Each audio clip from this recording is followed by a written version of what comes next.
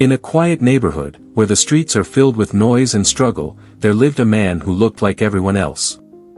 His clothes were simple, his hands were rough from work, and his pockets were often empty. To most people, he was nothing more than a struggling single father. But to one little girl, he was everything. Every morning, he would push an old bicycle with his daughter sitting at the back, her laughter echoing through the street.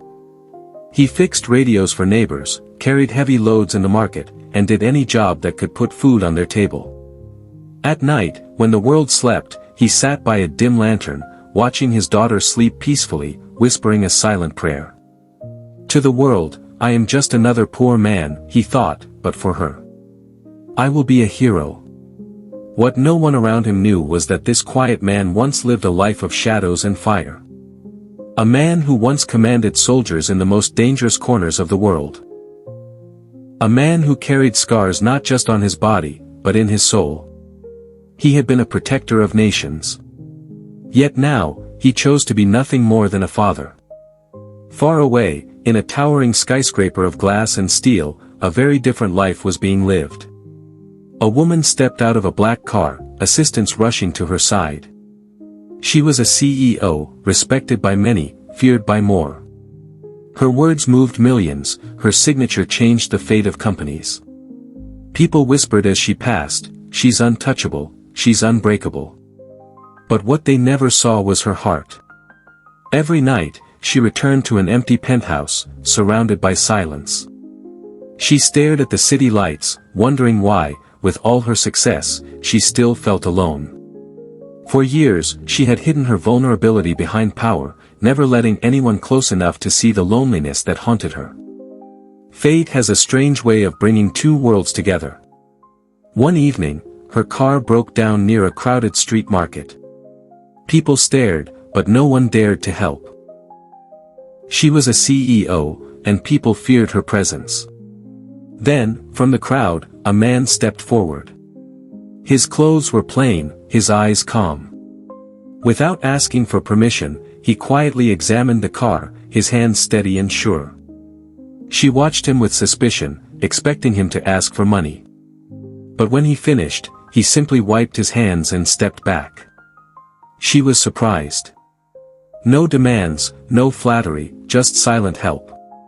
Before she could respond, a little girl tugged her sleeve and said with innocent pride, "My daddy can fix anything, even broken hearts." The CEO froze. For a moment, her cold walls cracked. She drove away, but the words of that child lingered. Days passed, but she couldn't shake the memory of that father and daughter. Slowly, she began noticing them again, at the school gates, in the market, under the fading evening sun. He carried heavy loads but always smiled at his daughter. He had nothing, yet he seemed richer in spirit than anyone she knew. When she finally offered him money for his kindness, he shook his head. "I don't teach my daughter that love has a price," he said firmly. Those words pierced her. All her life, she had believed everything had a price. Yet here was a man who believed otherwise. But the man carried more than wisdom. One day, an old shopkeeper spotted him and whispered, "Commander. Is that you?" The man's face hardened for a moment before he shook his head and walked away. The CEO noticed.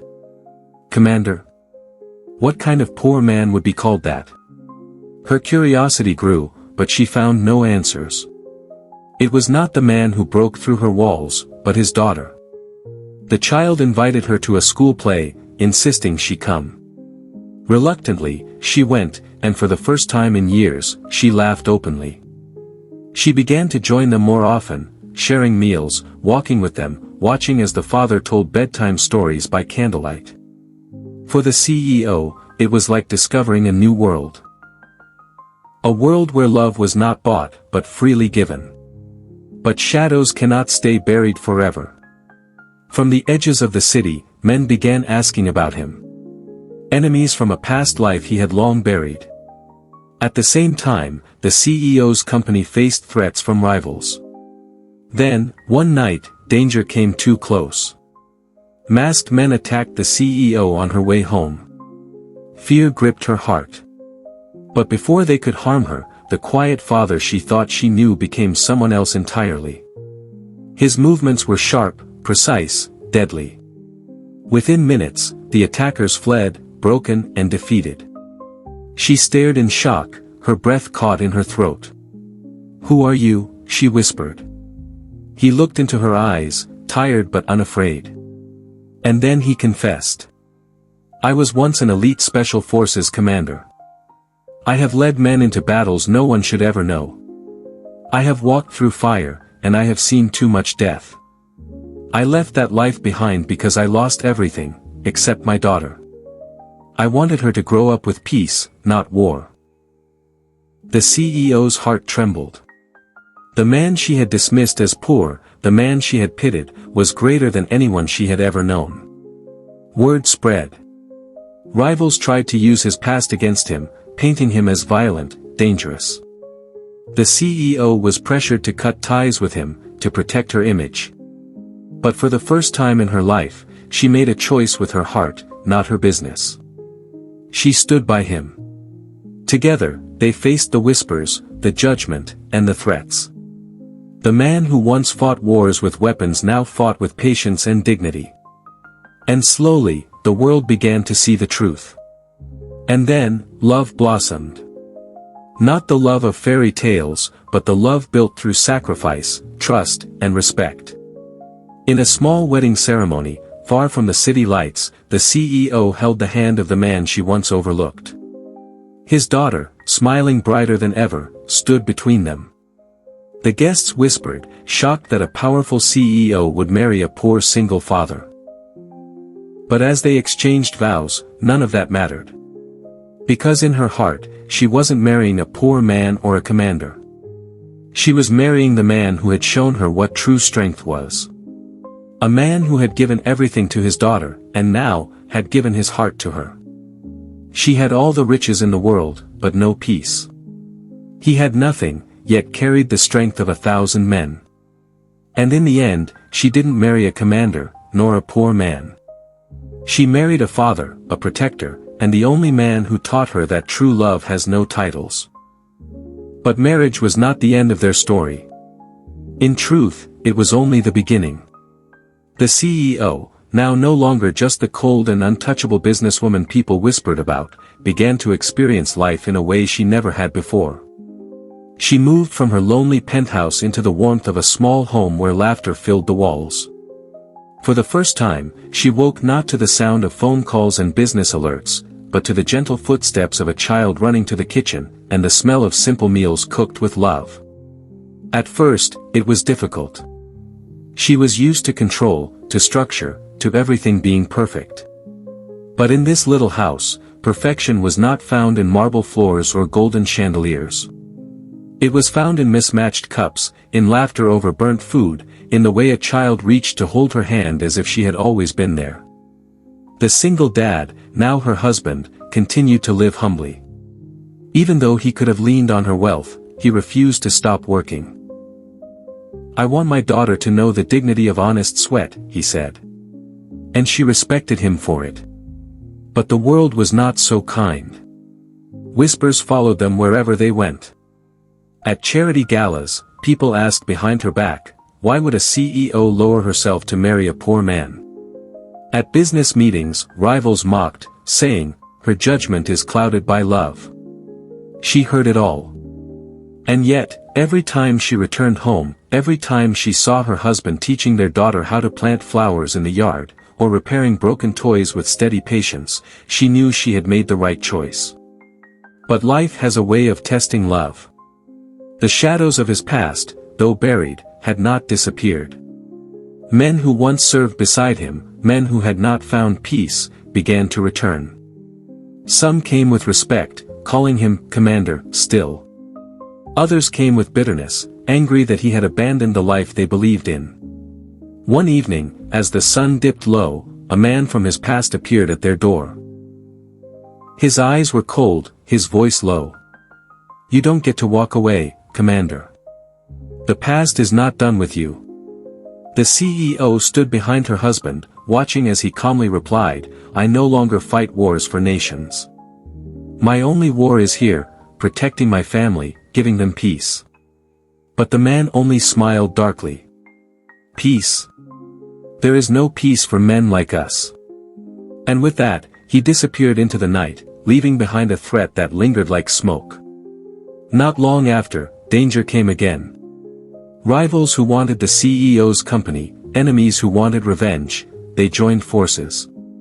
One night, as rain poured heavily on the city, the little family was attacked in their own home. Windows shattered, doors broke, chaos erupted. The CEO trembled, clutching her stepdaughter close. But her husband, once again, became the man he had tried to bury. His movements were sharp, controlled, like a lion defending its pride. He fought with precision, not out of rage, but out of love. By dawn, the attackers were gone, and silence filled the air once more. The CEO looked at him differently that morning. Not with fear, but with awe. She realized that behind every scar, every shadow in his eyes, there was a story of sacrifice. He was not just a husband or a father. He was a shield, one that destiny had placed in their lives. But battles leave wounds, even when won. Some nights, she found him awake, staring at the ceiling, haunted by memories of men he lost, of missions that went wrong. She would sit beside him, hold his hand, and whisper, "You are not alone anymore. You don't have to carry it all." Slowly, love became his medicine. The daughter became his light. And the CEO, once a woman of ice, became his warmth. Time passed. People who once mocked their union began to see it differently. They saw how the CEO's company grew stronger, not weaker, because of her husband's wisdom and discipline. They saw how her coldness melted into compassion, making her not just a boss, but a leader who cared. Reporters once asked her, "Do you regret marrying a man with no fortune, no status?" She smiled and replied, "I married a man with the greatest fortune of all, a heart that never gives up."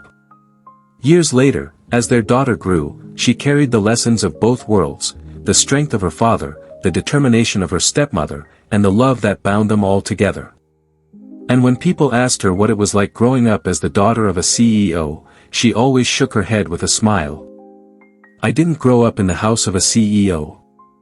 I grew up in the house of a hero." In the beginning, she thought she was marrying a poor man. The world thought she had lowered her crown. But what they could not see was that she had found a treasure greater than wealth, a strength deeper than power. She had married a father, a protector, a man who once fought for nations but now fought only for love. And in his arms, she discovered what no boardroom, no fortune, no empire had ever given her, peace. Life has a way of writing stories that no author could ever dream of. A CEO searching for love, a single dad hiding scars of war, and two children longing for a home, all brought together by fate. What began as a secret, one man's past as an elite commander, became the foundation of strength, loyalty, and love. Their journey wasn't about wealth or power, it was about healing, sacrifice, and the courage to trust again. In the end, the world didn't see a billionaire and a soldier. They saw a family. Stronger than pain. Greater than fear. And united by a love that touched everyone around them. This is not just their story, it's a reminder to all of us, that no matter the battles we fight, no matter the secrets we carry, love has the power to rebuild everything we thought was lost. Because sometimes, the most unexpected unions create the most unbreakable bonds. Asterisk.